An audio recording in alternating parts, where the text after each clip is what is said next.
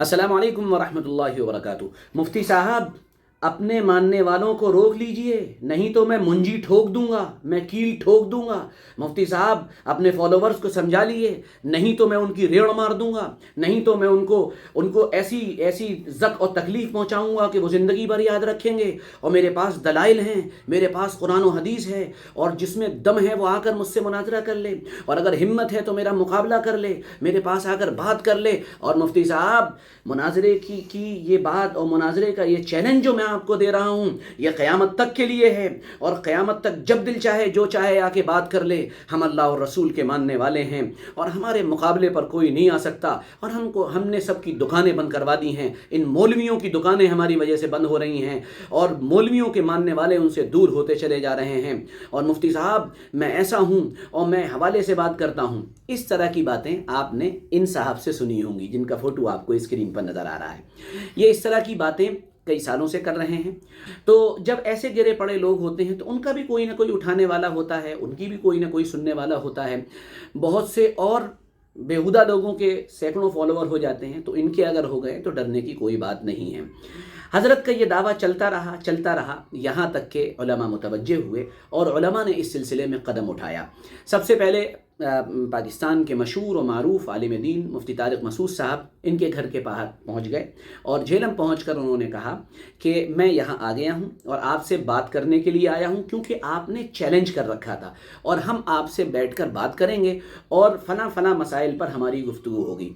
लेकिन so called कहलाने वाला शेर, अपने कमरे में बैठकर चिल्लाने वाला, कमरे में बैठकर दूसरों को धमकियां देने वाला, और अपने जाम में ख़ुद को सबसे बड़ा आलिम और स्कॉलर मानने वाला, वो अपनी मान से बाहर नहीं निकला। और मैं कहूँगा मान नहीं, वो दुबक गया और छुप गया और दुम दबाकर बैठ गया। और फिर उसके बाद जब अगले दिन कहा गया कि आप तो बड़े लंबे चौड़े दावे कर रहे थे हज़रत, आप क्यों नहीं आए बात करने के लिए? कहना जी वो सिक्योरिटी इश्यूज़ थे, असल में मुझे जान का ख़तरा है, मुझे मर जाने का डर है। हज़रत, मसला दीन का था, अगर आप दीन के इस मसले में मर भी जाते तो आप शहीद कहलाते, तो आप डर क्यों रहे थे, घबरा क्यों रहे थे? मामला और बड़ा, फिर आवाज़ बुलंद हुई, मुंजी ठोक दूंगा, मार दूंगा, ये कर दूंगा। ये सारी बातें आपने सुनी होंगी, लेकिन याद रखना चाहिए, कमरे की फ़िज़ा और है, बाहर की फ़िज़ा और। अपने आप को कमरे में बैठकर बड़ा स्कॉलर कहने वाले, ये जाहिर सी बात है, मैदान जंग में आकर या सामने आकर बात करने की हिम्मत नहीं रखते हैं। फिर एक और पाकिस्तान के सहाफ़ी ने इस सिलसिले में बातचीत आगे बढ़ाई, उवैस रब्बानी उनका नाम है, और उन्होंने ये कोशिश की कि so called scholar engineer Ali Mirza साहब एक मरतबा किसी आलिम के साथ बैठें और किन्हीं चीज़ों पर एकेडमिक गुफ्तगू हो जाए। लेकिन फिर वही हुआ जिसका डर था। पहले तो उन्होंने इनकार किया, पहले तो उन्होंने आनाकानी की, फिर उसके बाद जब उवैस रब्बानी साहब काफ़ी उसके अंदर इंटरेस्टेड हुए तो हज़रत ने तारीख़ दे दी, और 26 नवंबर की तारीख़ तय हो गई। 26 नवंबर की तारीख़ तय हो गई, और हज़रत ने यह भी फरमाया था कि मैं मुनाजरे की दावत दे रहा हूँ, डिबेट की दावत दे रहा हूँ, और वक्त क़यामत तक के लिए है। तो 26 नवंबर आ गई।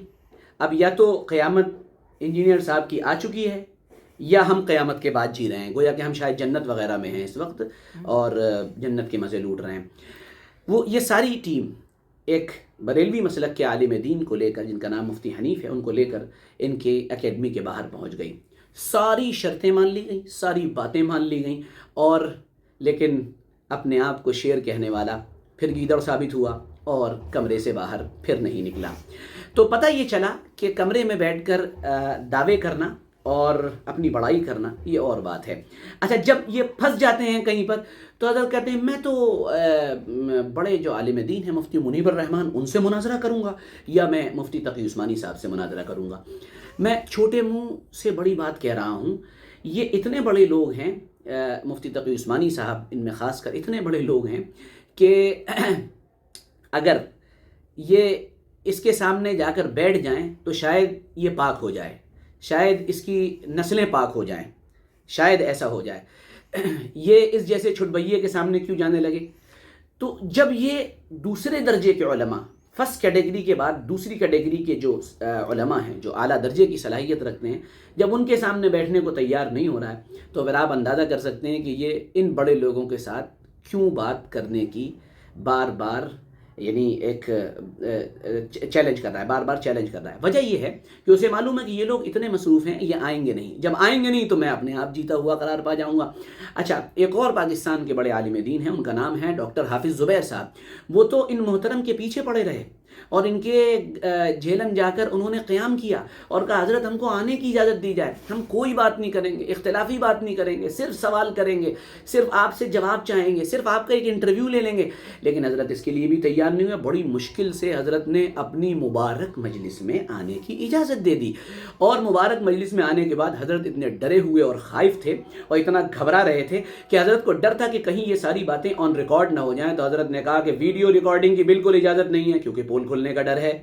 اور پھر اس کے بعد حضرت نے کہا کہ آڈیو ریکارڈنگ بھی اگر کسی نے کی تو میں قیامت کے دن آپ کا گریبان پکڑ لوں گا۔ سوال یہ پیدا ہو رہا ہے حضرت آپ تو اتنے قابل ہیں، دنیا میں حق آپ ہی نے دنیا کے سامنے پیش کیا ہے اور آپ کی اتنی زبردست صلاحیت ہے، حوالے جات آپ کو ازبر ہیں، بخاری اور مسلم اور ترمذی اور ابو داود اور جو ہے حاکم کی مستدرک، یہ سب آپ کو زبانی رٹی پڑی ہیں، یاد ہیں، اور ساری مولویوں کی قبریں آپ کھودنے کے لیے نکلے ہوئے ہیں، ان کی دکانیں بند کرنے کے لیے نکلے ہوئے ہیں، تو حضرت ان کو بلا لیتے، ان کی بھی قبر کھود دیتے، وہیں دفنا دیتے، انہیں ختم کر دیتے، سارے کے سارے لوگ ختم ہو جاتے۔ ڈاکٹر حافظ زبیر صاحب یہ مسلک اہل حدیث سے تعلق رکھتے ہیں، ان کو بلاتے، ان سے مناظرہ کرتے، ان کو دفن کر دیتے، اہل حدیث ختم ہو جاتے۔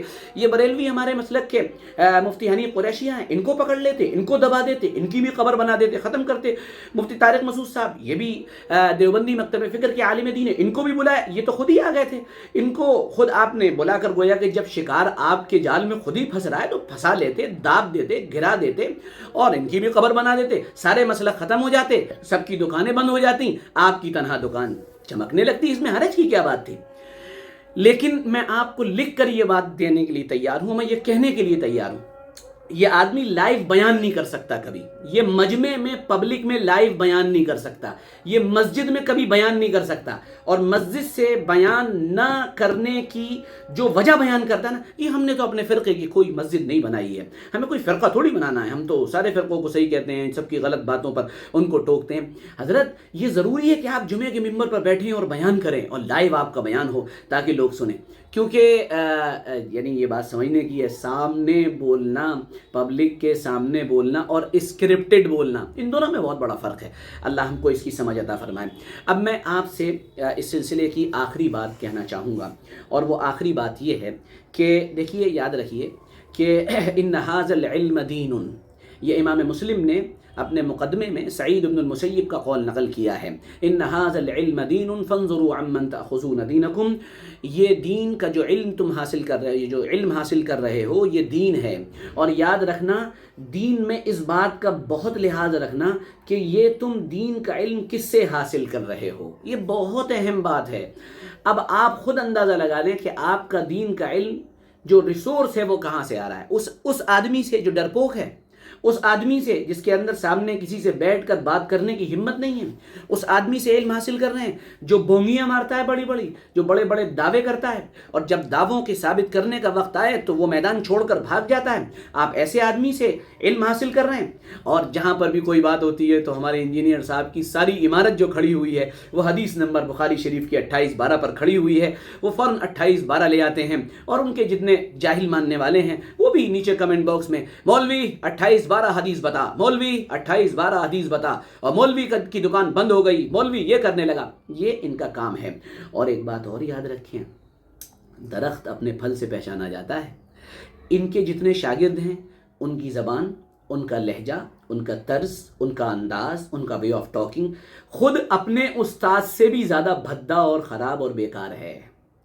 تو بس میں آخر میں ویڈیو میں یہی کہنا چاہتا ہوں کہ مفتی حنیف قریشی صاحب سے جو مناظرے کا جو پروگرام 26 نومبر کو طے ہوا تھا، کیا وہ پروگرام جاری رہا یا پروگرام ختم ہو گیا؟ تو مزاح کے طور پر میں کہنا چاہتا ہوں کہ پروگرام کہاں سے جاری رہا، پروگرام تو بڑھ گیا۔ تو مجھے ایسا لگتا ہے کہ مناظرے کی دعوت پر مرزا صاحب بھی بڑھ گئے، اور اب ان کے ذمے 3 ایسی بڑی تہمتیں ہیں کہ جس نے ان کی بونگیوں کی ہوا نکال دی ہے۔ پہلی، مفتی طارق مسعود صاحب سے بات نہ کرنے کی، دوسری ڈاکٹر حافظ زبیر صاحب کا سامنا نہ کرنے کی، اور تیسری بڑی بنیادی جو بڑی کھلے عام ایک فضا بنی تھی 26 نومبر کو مفتی حنیف قریشی صاحب سے بات نہ کرنے کی۔ تو انجینئر صاحب بونگیاں مارنا بند کیجئے، ادھر ادھر کی ہانکنا بند کیجئے اور کنسٹرکٹیو کام کریے۔ بہرحال آپ کو اللہ تعالیٰ نے صلاحیت تو دی ہے، اس کا انکار نہیں ہے، کیونکہ فتنے باصلاحیت ہی لوگ پیدا کرتے ہیں، تو آپ نے جس فتنے میں امت کو ڈالا ہے اس سے نکالیے، قرآن و حدیث کی دعوت دیجیے۔ ابھی آپ نے سوائے حدیثوں کو اردو زبان میں پڑھنے کے کچھ اور نہیں کیا ہے، پڑھیے، مطالعہ کیجیے اور فہم حدیث پیدا کیجیے۔ اس کے لیے آپ کو کتابیں پڑھنی پڑیں گی، اور جب آپ اپنے بارے میں اعلان کر چکے ہیں علمی کتابی بابی نہ وہابی، تو پھر آپ کو بات علم کے میدان میں کتابوں سے ہی کرنی پڑے گی۔ اللہ ہمیں سمجھ دے، اور بونگی ماننے والے ہمارے اس بابا سے اللہ تعالیٰ امت کی حفاظت فرمائے۔ بہت بہت شکریہ، جزاکم اللہ، السلام علیکم ورحمۃ اللہ وبرکاتہ۔